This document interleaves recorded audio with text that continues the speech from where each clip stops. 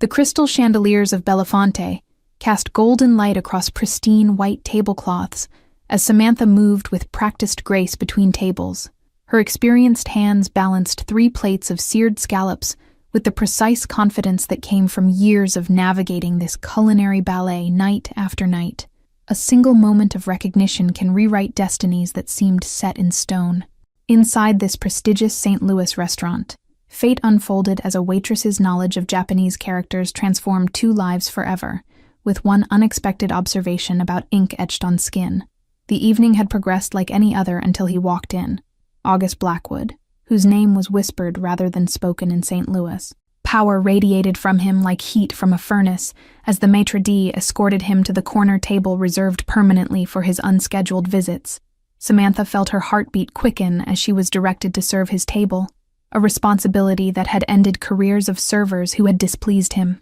She approached with professional composure, studying the sharp lines of his tailored suit rather than meeting his piercing gaze. "Your special reserve bourbon, Mr. Blackwood," she said, placing the crystal tumbler precisely 2 inches from his right hand, noticing as she did the edge of what appeared to be Japanese characters, peeking from beneath his sleeve as he reached for the glass. Without thinking, Samantha tilted her head slightly, her grandmother's lessons flooding back as she recognized the elegant strokes of kanji that had been part of her childhood. The characters were beautiful, but something wasn't right about their arrangement. August caught her studying his wrist and slowly rolled his sleeve back, revealing more of the intricate tattoo that sprawled across his forearm. "Something amusing about my ink?" he asked, his voice deceptively soft, but carrying an undercurrent that made the nearby patrons suddenly find their meals fascinating. "No, sir," Samantha replied, fighting the instinct to step back. "I just noticed the Japanese characters are unusual." The last word hung in the air between them like a suspended drop of water, ready to fall and create ripples neither could predict. His eyes narrowed dangerously as he gestured for her to continue, the entire restaurant seeming to hold its breath. "Unusual how?" he asked, the question more command than inquiry, his fingers now drumming once against the white tablecloth.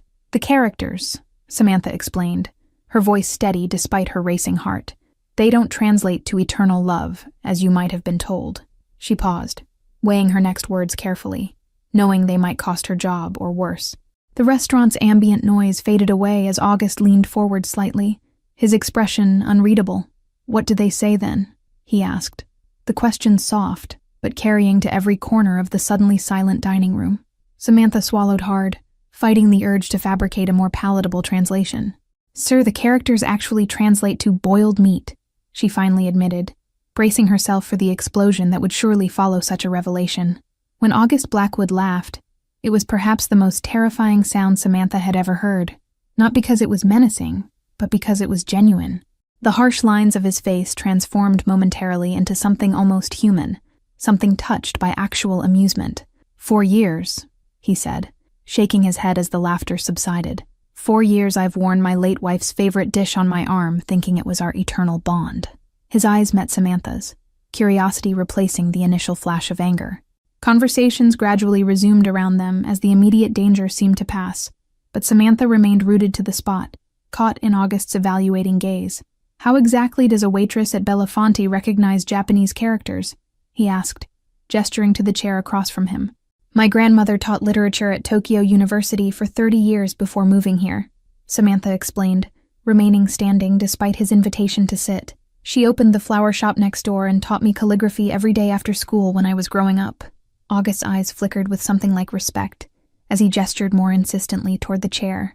"Sit," he said, his tone making it clear this was not a request any reasonable person would decline.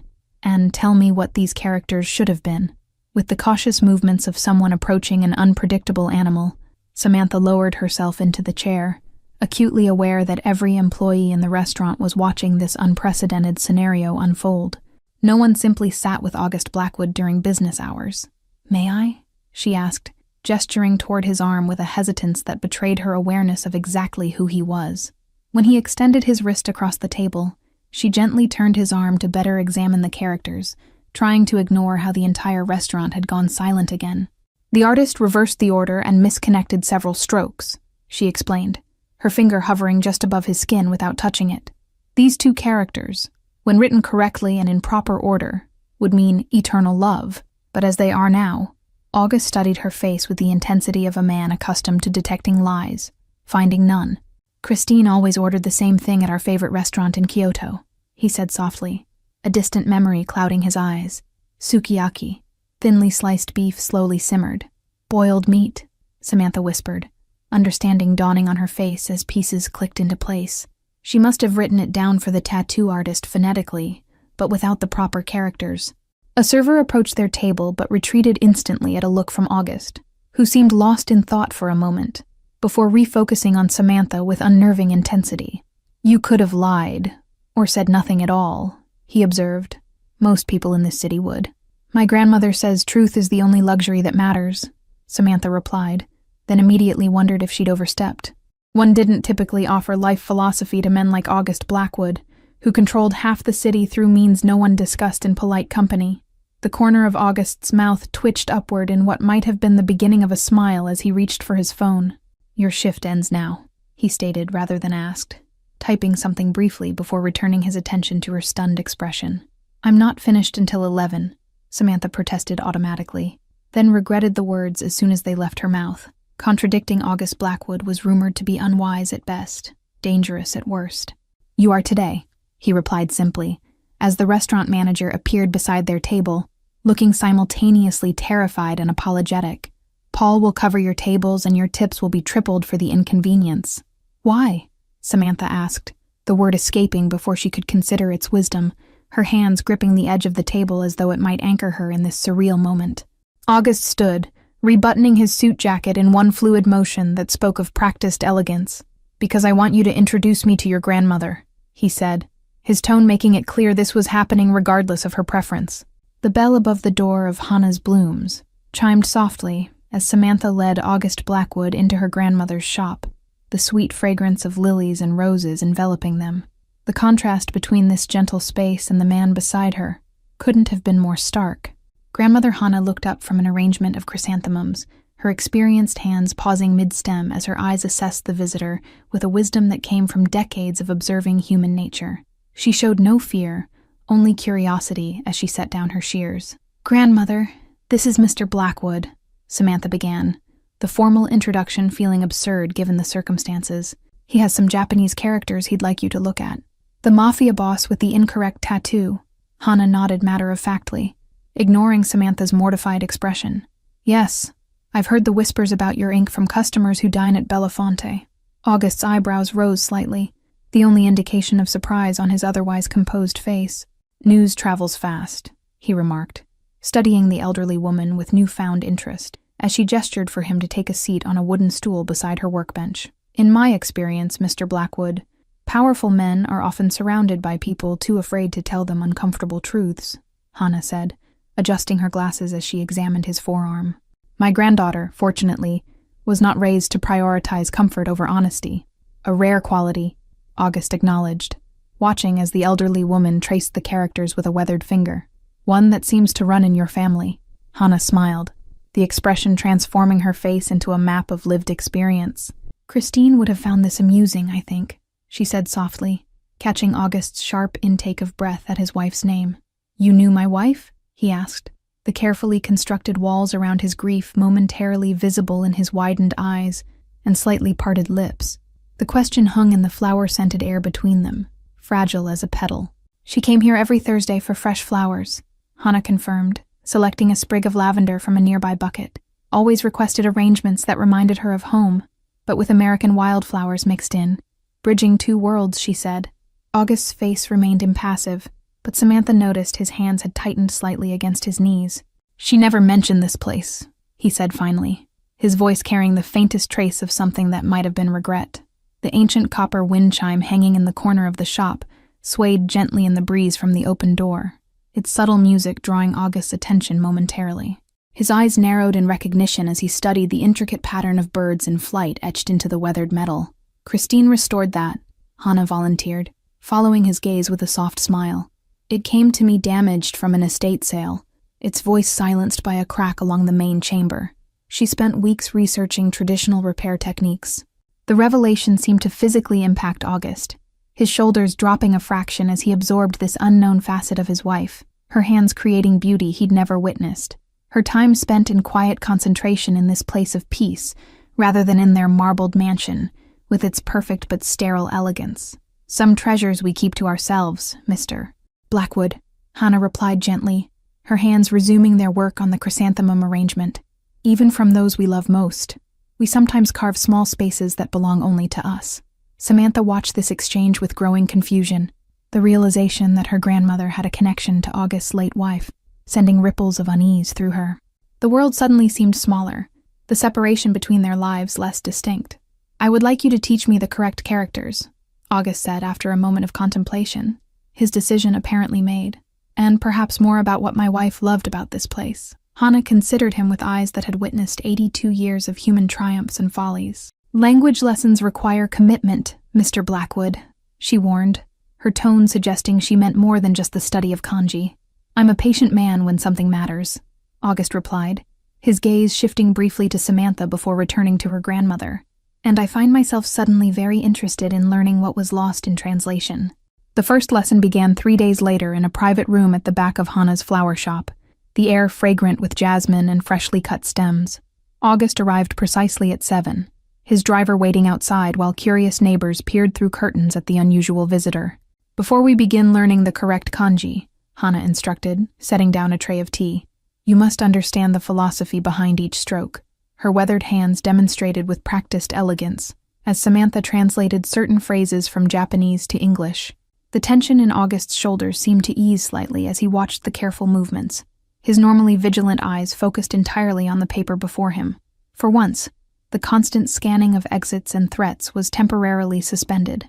"Your wife came here to reconnect with parts of herself she feared were fading," Hannah explained, showing August a pressed cherry blossom bookmark Christine had made years before.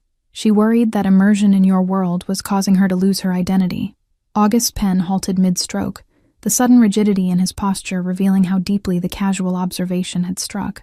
"Christine never complained," he said simply, his voice carefully controlled despite the obvious emotional undercurrent. "People who truly love rarely complain about their sacrifices," Hannah replied with the wisdom of decades. "They simply make them until the cost becomes too great to bear silently." The teacup in August's hand was visibly trembling, a microscopic display of emotion that he quickly controlled by setting it down with deliberate precision. His world was built on unwavering strength. This moment of vulnerability seemed to unnerve him more than any business threat ever had.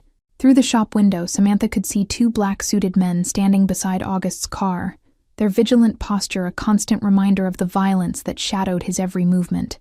Their presence created an invisible barrier between the warmth of the flower shop and the dangerous reality waiting outside. A photograph on Hannah's shelf caught August's attention. A much younger Hannah standing beside a serious-faced Japanese man whose bearing suggested military training despite his professor's attire. "Your grandfather?" he asked, his observation skills noting the similar stance between the man in the photo and Hannah herself. Samantha watched from her position near the window, struck by the vulnerability momentarily visible in August's expression. In this softly lit room with its scents of ink and flowers, he seemed almost human, rather than the feared figure who controlled half the city. "I should return to the restaurant," Samantha said suddenly, uncomfortable with witnessing such raw emotion from a man whose reputation suggested he had none. "My shift starts in 30 minutes. "Your shift has been covered," August replied, without looking up from his practice sheet, his tone making it clear this wasn't a point of discussion. "Paul seemed quite happy with the arrangement when I spoke with him yesterday." Samantha's eyes widened in surprise, and a flicker of irritation. "You can't just rearrange my life without asking," she protested, immediately regretting her boldness when his dark gaze finally lifted to meet hers. "Yet here we are," August responded with unsettling calm, "with you teaching me Japanese rather than serving overpriced bourbon to businessmen pretending they're more important than they are." The hint of self-awareness in his observation was unexpected. "My grandmother teaches," Samantha corrected, crossing her arms defensively. "I'm just here to translate when needed." The distinction felt important, though she couldn't articulate exactly why. Outside, a black SUV pulled up behind August's car, the tinted windows revealing nothing about its occupants. Samantha noticed August's attention shift subtly toward the movement, his hand instinctively moving toward his jacket before stopping. "Your associates?" Hannah asked mildly, following his gaze while continuing to prepare fresh ink with unhurried movements. "Perhaps they would like tea while they wait." August's lips quirked in what might have been amusement. "They aren't here for tea," he replied, turning back to his practice with deliberate focus. "Just making sure no one interrupts our lesson." The casual reference to his other life, the empire of power and violence that funded his tailored suits and permanently reserved restaurant table, created an uncomfortable reminder of exactly who sat learning calligraphy in her grandmother's shop. 3 weeks of daily lessons passed, establishing a rhythm that began to feel almost normal. August would arrive precisely at 7, spend 2 hours learning from Hannah, and often linger afterward, asking questions about Christine's visits to the flower shop. The neighborhood children no longer scattered at the sight of August's car, their initial fear gradually replaced by curiosity about the important man who visited the flower shop daily. One brave little girl had even waved to him yesterday, earning a startled nod in return that had visibly confused August himself. Each evening, Samantha noticed subtle changes in his appearance. First his tie loosened, then occasionally discarded, eventually the formal suit jacket replaced by a simple button-down shirt. The armor he wore in the outside world was gradually being set aside in this space of unexpected safety. Whispers spread through St. Louis's underworld about August Blackwood's daily disappearances, his normally meticulous schedule disrupted by hours unaccounted for. Rivals began speculating about weakness, about distraction, about potential opportunities in this unexplained deviation from routine. "Why did you never mention knowing my wife?" August asked one evening, as Hannah arranged white chrysanthemums for a funeral display. The question had clearly been weighing on him, emerging now in the comfortable silence that had developed between them.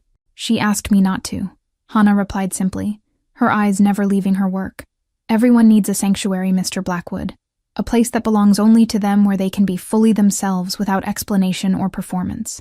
Samantha entered with fresh tea, catching the end of their conversation, and feeling the familiar discomfort of being caught between these two strong personalities. She had begun developing her own curiosity about the man whose reputation inspired fear throughout the city. "Your tattoo is healing well," Samantha observed. Noticing the redness around the newly added characters had faded, August had commissioned a local artist to correct the original tattoo, maintaining boiled meat, but adding the proper characters for eternal love beneath it. "A reminder that mistakes can coexist with truth," August replied, absently tracing the characters with his fingertips. Christine would have appreciated the irony of carrying both meanings permanently. The bell above the shop door chimed unexpectedly, causing August to tense slightly as a man in an expensive suit entered. Samantha recognized him immediately as Dominic Ward, August's right-hand man whose calculating eyes missed nothing as they assessed the room. "We have a situation that requires your attention," Dominic stated flatly, his gaze lingering briefly on Samantha before returning to August. "The Callahan matter has escalated unexpectedly."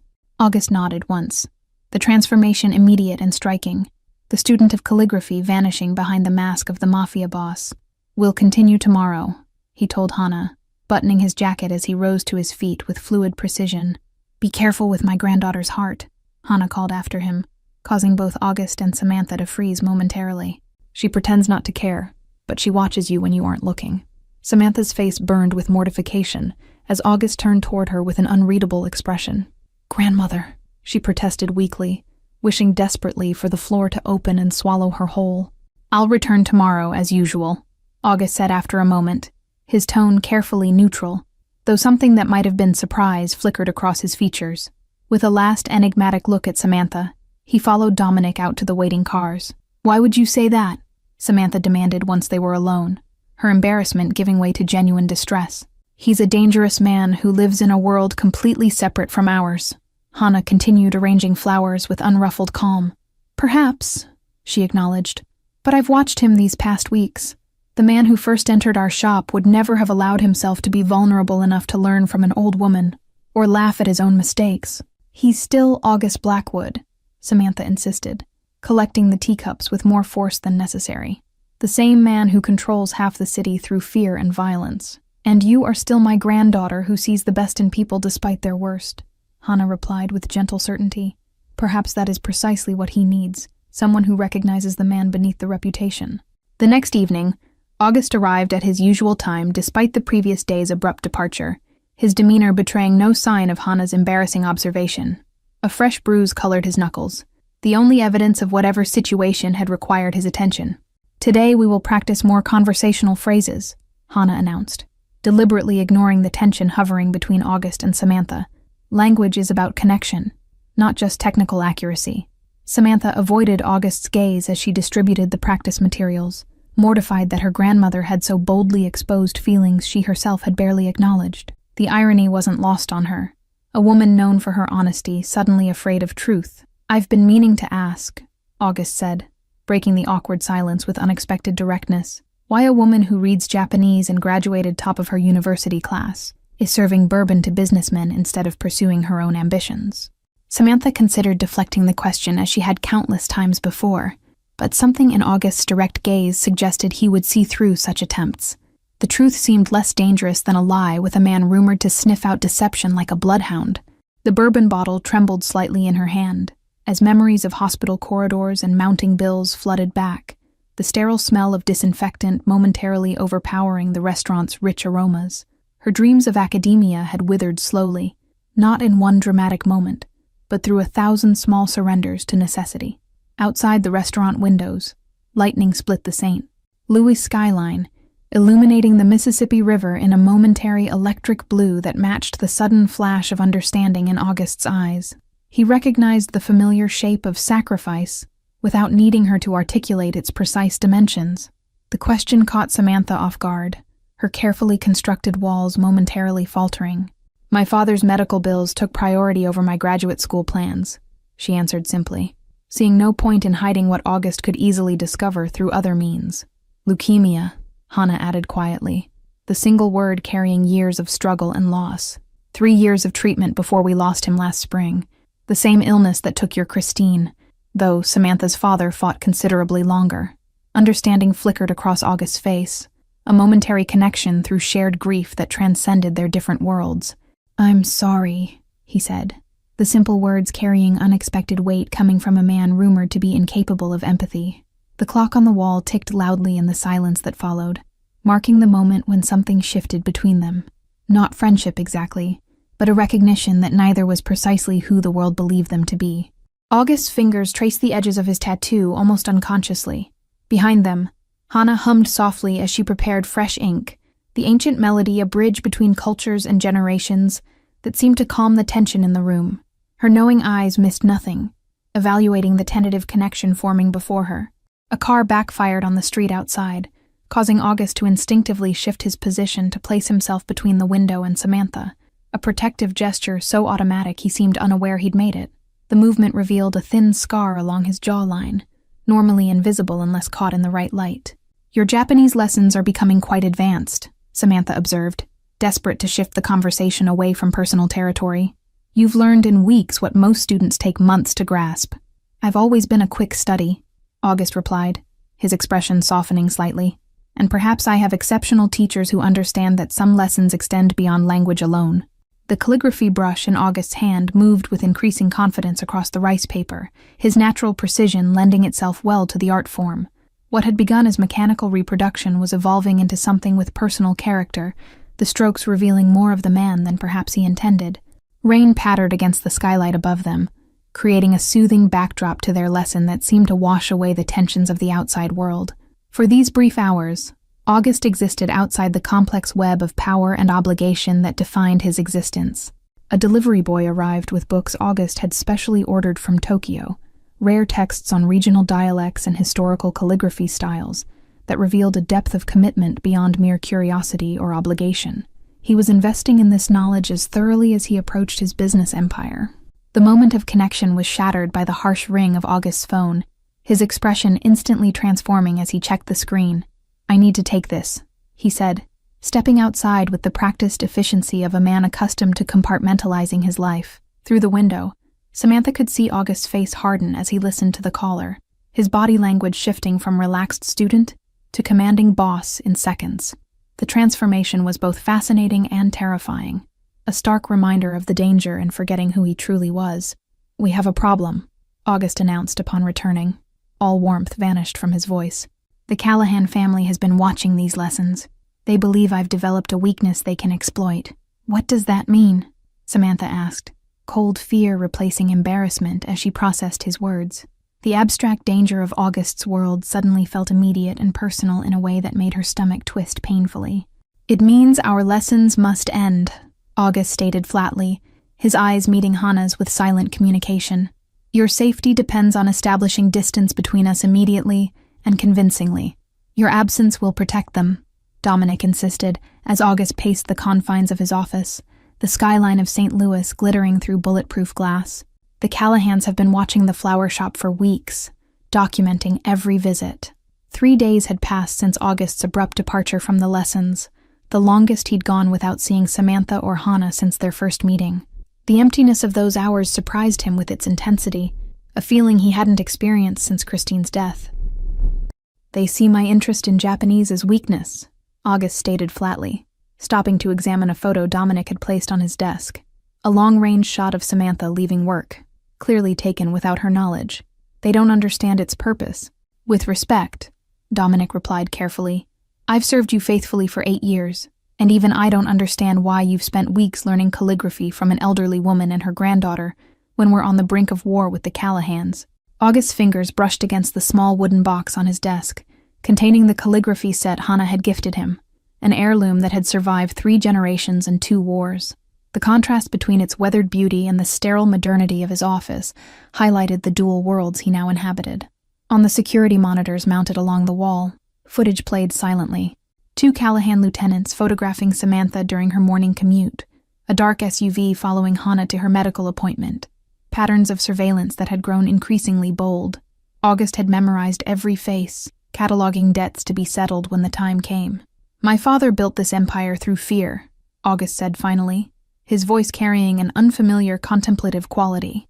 "I've maintained it the same way, but fear is exhausting, Dominic, for those who feel it and those who inspire it. These lessons offered something different." August's gaze hardened as he turned toward his lieutenant, the temperature in the room seemingly dropping several degrees. "You forget yourself," he warned quietly, the softness of his tone more threatening than any shout could be. The silence stretched between them, until Dominic finally lowered his eyes in submission. "The Callahans have made their ultimatum clear. Either you surrender the riverfront properties, or they'll target your new friends to prove you've gone soft." Across town, Samantha arranged tulips in the shop window, her movements mechanical as her thoughts remained fixed on August's unexplained absence. The bell above the door chimed, pulling her reluctantly back to reality, as a delivery man entered with a small package. "Signature required," he stated blandly, holding out an electronic pad while placing the unmarked box on the counter. Samantha signed quickly, curiosity overcoming her melancholy as she examined the package after the delivery man departed. Inside lay a single perfect origami crane, crafted from deep blue paper, its precise folds revealing a master's touch that couldn't possibly have come from August's novice hands. Beneath it rested a handwritten note in unfamiliar writing. "Cranes symbolize protection. 1,000 keep loved ones safe." "He's trying to tell us something," Hannah observed, appearing silently beside her granddaughter, with the uncanny awareness that had always made Samantha wonder if her grandmother possessed some sixth sense. "This isn't a goodbye. It's a message." The following morning, another package arrived containing a book of classical Japanese poetry, a particular page marked with a pressed cherry blossom identical to the bookmark Christine had made years before. The marked poem spoke of separation as merely physical, not of the heart. By the 3rd day, Samantha began to understand the pattern, each delivery containing some element related to their lessons together, subtle communications that would appear innocent to watching eyes but carried deeper meaning for those who understood their context. The white chrysanthemums in today's arrangement weren't random, Samantha realized suddenly, examining the elaborate flower display that had been delivered to Belafonte where she had resumed her regular shifts. They represent truth in Japanese flower language. The manager approached her table with unusual deference, his normally brusque manner replaced with something resembling respect. "You've been requested to serve the private dining room," he informed her quietly, adding with significant emphasis, "The guests specifically asked for you." Instead of August, Samantha found Dominic waiting alone at the table, his cold eyes assessing her with clinical precision. "My employer wishes to extend his regrets at the abrupt termination of his lessons," he stated without preamble, "but circumstances beyond his control necessitate distance." "This isn't just about language lessons," Samantha replied, meeting Dominic's calculating gaze without flinching. "August is in danger, isn't he?" The directness of her question clearly surprised the man, whose eyebrows rose marginally before his expression returned to careful neutrality. "Mr. Blackwood's concerns are for your safety and your grandmother's," Dominic corrected, his tone suggesting he found her forward use of August's first name presumptuous. "The Callahan family has taken an unfortunate interest in his connection to you both." Samantha absorbed this information with growing alarm, suddenly understanding the cryptic messages hidden in the daily deliveries. The origami cranes, the marked poetry, the white chrysanthemums. "He's been warning us while appearing to maintain distance." A waiter passed their table, depositing fresh water with practiced efficiency, his sleeve riding up just enough to reveal the edge of a tattoo that matched one Samantha had glimpsed on several of August's men. The realization that they'd been surrounded by his people all along without her noticing sent a chill down her spine. Through the restaurant's windows, Samantha could see the distinctive silhouette of St. Louis's Gateway Arch, its sweeping curve connecting east and west, a bridge between worlds not unlike the one she'd unwittingly crossed when she first commented on August's tattoo that fateful evening. On the table between them lay Dominic's phone, its screen displaying a text message consisting only of numbers. A countdown, Samantha realized with sudden clarity. Whatever was happening tonight had been precisely choreographed, her role scripted without her knowledge or consent. "I neither confirm nor deny Mr. Blackwood's involvement in any deliveries you may have received," Dominic responded automatically, though the slight narrowing of his eyes suggested Samantha's deduction had hit its mark. "I'm simply here to ensure you understand the situation's gravity." The conversation was interrupted by commotion near the restaurant's entrance, raised voices followed by the distinctive sound of breaking glass. Dominic was on his feet instantly, hand reaching inside his jacket with practiced efficiency. "Stay here," he commanded, his entire demeanor transforming from businessman to soldier in the space of a heartbeat. The door had barely closed behind him when Samantha's phone vibrated with an incoming text from an unknown number. "Back exit, now." Without hesitation, Samantha slipped through the kitchen, ignoring the startled looks from the staff as she pushed through the rear delivery door into the alley behind Belafonte. A nondescript sedan idled there, the driver's window lowering to reveal Hannah's serene face. "Grandmother?" Samantha gasped in disbelief. "You don't even drive." She hurried to the passenger door, as sounds of altercation from within the restaurant grew louder, suggesting whatever distraction had been created wouldn't last long. "There are many things about me you don't know," Hannah replied calmly, accelerating with unexpected skill as soon as Samantha's door closed. "Including that before I was a professor or a florist, I was married to a man not unlike your August." The revelation struck Samantha speechless as her grandmother navigated the city streets with the confidence of someone intimately familiar with evasive driving techniques. "Your grandfather wasn't a literature professor?" she finally managed, trying to reconcile this new information with the stories she'd grown up hearing. "Akio taught literature, yes," Hannah confirmed, checking the rearview mirror with practiced vigilance. "But before that, he was kyodai in the Sumiyoshi-kai, what you would call a captain in one of Japan's most powerful Yakuza families." The pieces suddenly aligned in Samantha's mind. Her grandmother's calm in August's presence, her understanding of his world, the way she'd recognized the subtle power dynamics at play from their first meeting. "You knew exactly who August was from the beginning." "I recognized a man divided between worlds," Hannah corrected, turning down an unmarked service road that led away from the city. "Just as I once watched Akio struggle to leave behind a life of power for one of peace." The sedan came to a stop before a modest cabin nestled among trees, its exterior unremarkable save for the advanced security cameras subtly positioned around the property. "August has been preparing this safe house for weeks," Hannah explained as she cut the engine. August himself emerged from the cabin, his usual immaculate appearance replaced by casual clothing and several days' stubble that somehow made him more approachable rather than less. His eyes betrayed momentary relief at seeing them before hardening with determination. "The Callahans made their move earlier than anticipated," he explained without preamble, ushering them quickly inside where Samantha was surprised to discover a fully stocked living space. "This location should remain secure while I resolve the situation permanently." "You can't just lock us away while you fight a war," Samantha protested, pacing the cabin's main room while August checked security monitors displaying various angles of the surrounding forest. "We're not possessions to be protected. We're people with choices." August turned to face her, surprise evident in his expression, as if the concept of her having input on the situation had never occurred to him. "The Callahans threatened you specifically to get to me," he explained with strained patience. "Your safety isn't negotiable." "Neither is my freedom," Samantha countered, crossing her arms defiantly as Hannah watched their exchange with knowing eyes. "If I'm a target because of my connection to you, then I deserve to have a say in how that's handled." The impasse stretched between them until Hannah broke the silence with a gentle cough. "Perhaps there is a third option beyond hiding or fighting," she suggested, her weathered hands folding calmly in her lap, as both younger people turned toward her expectantly. "When Akio wished to leave his Yakuza family, he didn't fight his way out or flee in secret," Hannah explained, her voice carrying the weight of lived experience. "He negotiated a formal separation through channels of respect that preserved honor for all parties." August's expression shifted from dismissal to consideration as he processed her words. "The Callahans aren't bound by the same codes of honor as traditional Yakuza," he noted, though his tone suggested he was genuinely contemplating her suggestion.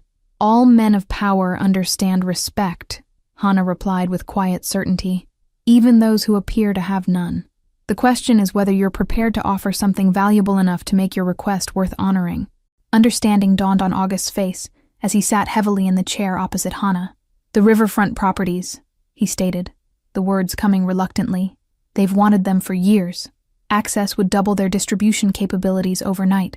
Sometimes the path forward requires letting go of what we thought we needed to hold," Hannah observed, her gaze shifting meaningfully between August and her granddaughter. "Akio surrendered territories and businesses worth millions to secure our peaceful future together." The revelation that Hannah had experienced a similar situation decades earlier seemed to impact August deeply, his typical mask of control slipping to reveal genuine contemplation. "I built my empire on never showing weakness," he said finally, the admission clearly difficult.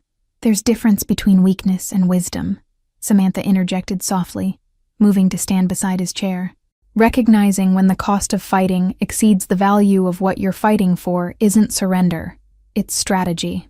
3 days later, under the neutral ground of St. Louis Cathedral, August and Patrick Callahan signed documents transferring ownership of the contested riverfront properties in exchange for formal recognition of August's personal relationships as protected and inviolable. "My father would call this foolishness," Patrick commented, as attorneys witnessed their signatures, his aging face impassive despite the significant victory he had just secured. Surrendering prime territory for a woman and an old lady. August's expression remained carefully neutral as he closed the leather portfolio containing the transfer documents. "Your father understood only domination," he replied evenly, "which is why he died surrounded by guards instead of people who cared for him." The significance of the moment wasn't lost on Samantha, who watched from the cathedral steps as August emerged into the sunlight, the weight of conflict visibly lifted from his shoulders for the first time since she'd known him. Something fundamental had shifted in him, priorities realigned. 1 month later, August stood in the center of Belafonte restaurant, now under his official ownership rather than merely his patronage, surrounded by contractors discussing renovation plans. The exclusive establishment would soon incorporate a traditional Japanese tea room overseen by Hannah herself. "Are you certain about this?" Samantha asked, examining blueprints that showed the restaurant transformed into a unique fusion of American luxury and Japanese aesthetic. "Changing your flagship territory into something so different from what built your reputation?" August's hand found hers, the simple gesture still new enough to send warmth spreading through her chest. "I'm not erasing what was," he explained, fingers tracing the dual-meaning tattoo on his forearm, "just creating space for what can be alongside what has been." Thank you all for watching this story to the end. If you enjoyed it, please write in the comments where you're watching from, and don't forget to like, subscribe, and share this video, as your support is what keeps these stories coming. What would you sacrifice for someone who saw the real you beneath your reputation?